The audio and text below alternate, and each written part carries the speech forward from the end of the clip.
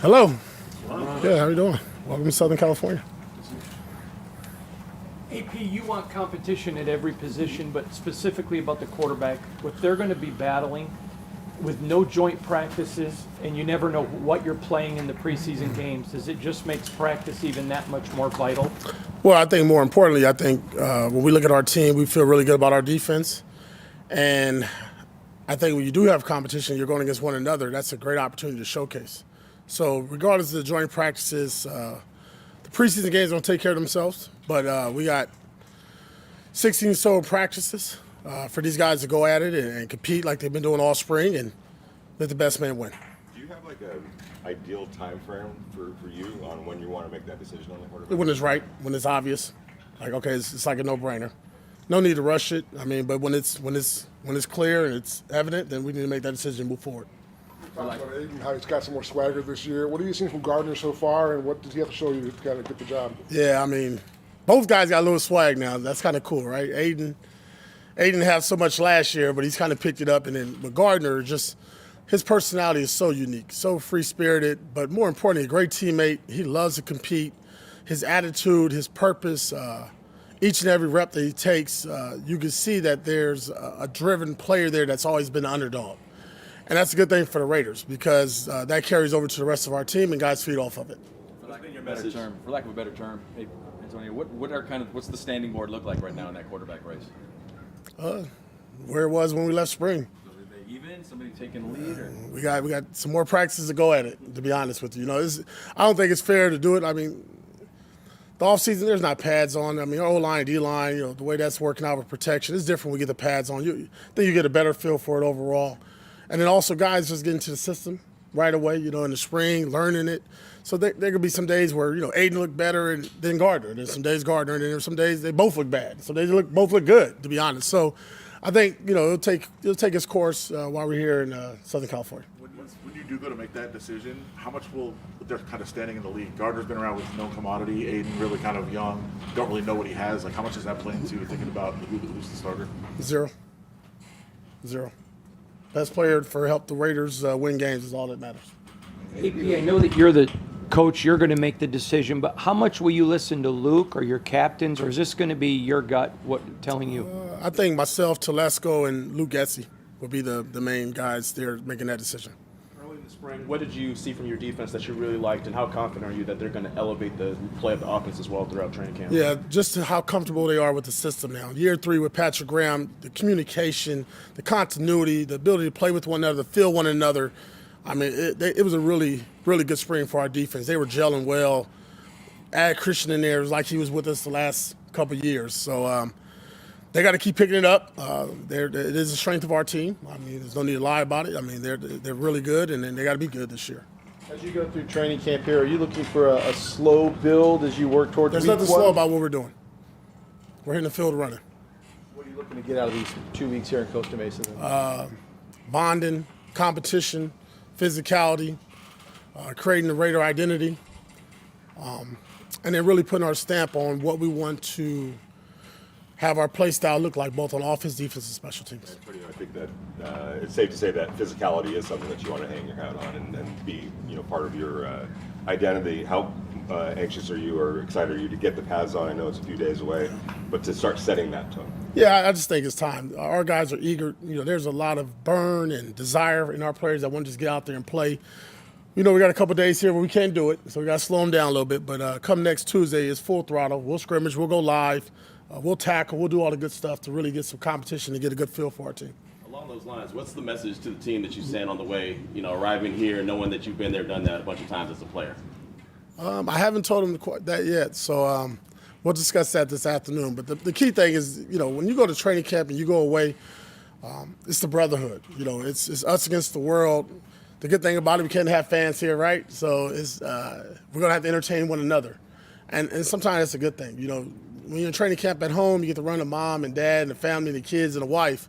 Well, when they get to that hotel, it's each other. It's one another. So same thing for the coaches. I think it'll be really critical for our team to become the tightest unit possible. It's all peaches and cream right now, right? Sun's bright. There's only some dark moments and some dark days. And we're going to have to be ready to go through some adversity together.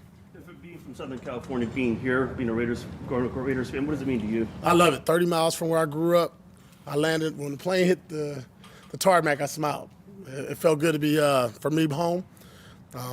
I'm excited. I'm excited for our players to be here and have a great opportunity to enjoy some nice weather and get away for a little bit for 17 days until we go back to Vegas. Do you anticipate all 90 being cleared to play? Any health issues at all coming into? As of now, dude, I mean, those guys, when we left a little early so we can come and check out the field. So we'll have that answer probably a little bit later. AP, the last couple of years, you guys didn't really play many starters in preseason games, specifically for the quarterbacks. Do you think that would be necessary for them to kind of get some live reps for you to make a decision? I expect all our guys to play in preseason.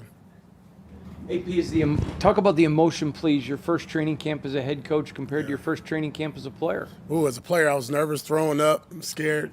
I was carrying shoulder pads and helmets for all the vets. It's a little different. People hand me water now. People tell me which way to go, so it's a little different. But being the head coach of the Raiders is special.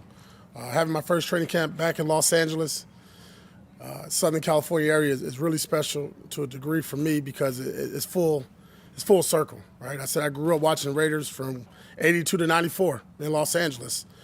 And be able to have opportunity to bring the organization back here and to do it as a head coach, I'm honored. Is it fair to say that you're more confident as a head coach than you were as a player and there's no throwing up right now? I am more confident because as a player, you don't know what to expect, right? You were fighting for your life. Training camp back then was 6 weeks long. It was 2 a days. You were banging every day. It hurt. Now it's a little different. Here, you can really gauge and control the tempo of your players and practice. There might be days we say we got pads on, and if I don't feel like it, we're not going to have pads on. So you control the narrative, obviously, as a head coach, and I'm going to do what's best for the players. Going back, things were flying a million miles a minute when you got the job as the interim coach. But looking back, how important was that ramp was built so that there's no surprises anymore. You're the head coach. They know you. You know them. Yeah. How important is that to start off like that? Huge. I mean, I know it's like first head coach training camp, but when you did it 9 weeks in the season in the middle of all hell breaking loose, this is a lot easier, to be honest. But a lot of things that I learned through those 9 weeks in the season really helped prepare me for what's going on today. And then obviously, when I brought in Marvin Lewis, that was really critical for me. Right? There's a lot of things that I've been bounced off of him, along with Tom Telesco, who's been in the NFL for 30 years, to make sure I give us the best opportunity to have the best training camp possible, to put us in position to start fast and to set the tone and identity of what we want this Raider team to look like. From the players' perspective, just being here in Costa Mesa, has that kind of had an effect on them coming down this way as being out of the heat of Las Vegas and all? I don't think they've talked about it, but we do got a lot of guys from California and Southern California area, so I know they're excited. We'll see what happens when they land here and how they feel with the weather. But when we left, it was 105 or 107? So it was smoking. I think it's 75.3. I'm wearing a hoodie on. It feels nice. Go back to the health question. The learning curve of your top rookies. Does that speed up now? Does that learning curve get faster now as camp starts? Can you start? What have you seen from the learning curve of your top rookies? Does that speed up now? Well, I think we did a really good job with our personnel department. Telesco, Champ, Brandon, BY, they all did a really good job of evaluating the guys that we drafted, and they all had high football IQ. Brock Bowers right there, Jackson, DJ, all those guys, man. Trey, all high academic guys, but more importantly, high value guys when it came to taking football serious. I think the good thing about those rookies, we brought them in a little bit earlier, gave them about 48 hours to kind of get adjusted, and yeah, some guys a little bit further and had some good recall, and others like, oh yeah, I need to get back in that playbook. So that's typical as a rookie at this time of year, but I think they understood right away that when we get on the grass tomorrow, the bullets are really flying and they got to be ready to go. Going back to the health question, I know generally you didn't have much information yet, but have you talked to Colton Miller and figured out where he is or understand where he is at this point? I saw him the other day. He looks good. I mean, he's running around. I mean, it's totally different. Obviously he had surgery, so we'll see again. Those guys are getting on the plane. They'll be here shortly, but I really don't have that answer, to be honest. Antonio, I know you're usually big on staying in the moment, but every team has goals, obviously, going into every season. What would you quantify as success this year for the Raiders? That's a really good question. Being consistent, don't want to go through the roller coaster of the season. We're going to lose games, right? I would love for us to go undefeated. That would be a goal. There's only been one team ever to do it. It's hard to do.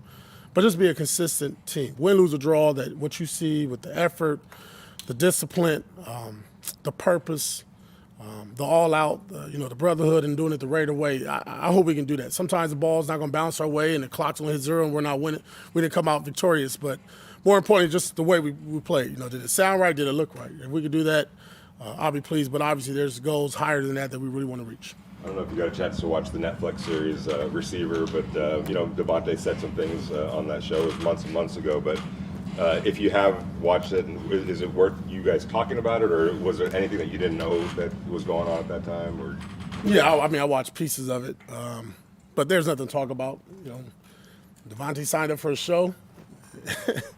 There's things said and shown, and it is what it is. You can't erase it. You guys good? When you laid out this schedule for training camp, I mean, that's something we probably haven't done before as a head coach. Of when do we practice? How do we practice? How are the drills going to go? That sort of thing.